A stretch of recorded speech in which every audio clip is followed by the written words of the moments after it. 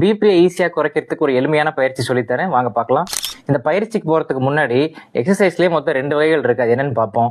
Isometric exercise, isotonic exercise. Isometric எக்ஸசைஸில் muscles மட்டும், இந்த சதைகள் மட்டும் கான்ட்ராக்ட் ஆகுமே தவிர ஜாயின்ஸில் எந்த ஒரு மூமெண்ட்ஸுமே இருக்காது. ஜாயின்ஸ் ஸ்டாட்டிக்காக இருக்கும். பிளாங்க்ஸ், வால் சிட், செவுத்துல சேர் இல்லாம இப்படி உட்காந்துருப்போமே அந்த பயிற்சி. அதுக்கப்புறம் இன்னைக்கு நம்ம சொல்லித்தர போற பயிற்சி. ஆனா ஐசோடோனிக் எக்ஸசைஸ்ல மசில் கான்ட்ராக்ஷனும் இருக்கும், ஜாயின்ஸோட மூவ்மெண்ட்ஸும் இருக்கும். பைசெப்ஸ் ஃப்ளெக்ஸ் பண்றது, pull ups, push ups, walking, running எல்லாமே ஐசோடோனிக் எக்ஸசைஸ்ல வந்துடும். ஐசோடோனிக் எக்ஸசைஸும் நம்ம கார்டியாக் பெனிஃபிட்ஸ் நிறைய இருக்கு. ஆனா பிளட் ப்ரெஷரை குறைக்கிற எக்ஸசைஸ் அப்படின்னு கேட்டா ஐசோமெட்ரிக் எக்ஸசைஸ் தான்.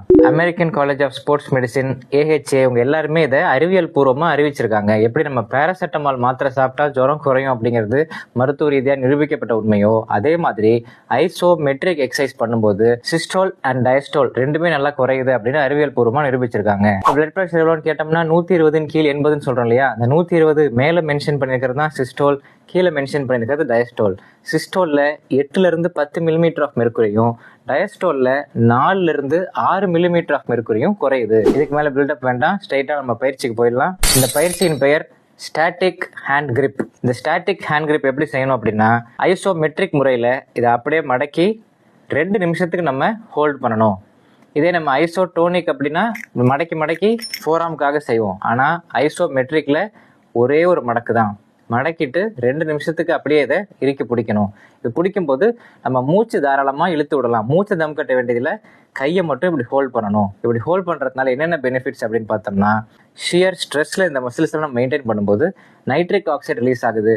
அந்த நைட்ரிக் ஆக்சைடுனால வேசோ டைலேஷன் ஏற்பட்டு பிளட் ப்ரெஷர் குறையுது.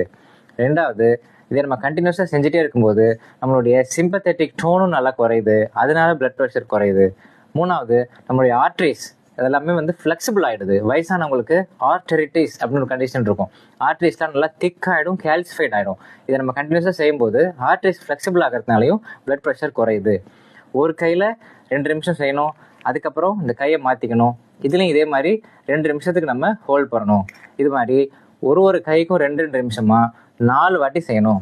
ஒரு வாரத்துக்கு 3 முறை செய்யணும். இது யாருக்கு ரொம்ப உதவியாக இருக்கும் அப்படின்னா, 135 140 வரைக்கும் இருக்குது பிளட் ப்ரெஷர். வீட்டில் பார்த்தா கம்மியாக இருக்குது, ஹாஸ்பிட்டலில் போய் பார்த்தா கூட இருக்குது. இது உண்மையான பிளட் ப்ரெஷரா அப்படின்னு குழப்பமாகவே இருக்குது அப்படிங்கிறவங்களுக்கு, மாத்திரை போடலாமா வேணாமான்னு கன்ஃபியூஷனாக இருக்குது அப்படிங்கிறவங்களுக்கு இந்த பயிற்சி கண்டிப்பாக உதவி செய்யும். ஆல்ரெடி பிளட் ப்ரெஷர் டேப்லெட்ஸ் எடுத்துகிட்டு இருக்கிறவங்களும் இந்த பயிற்சி செய்யலாம்.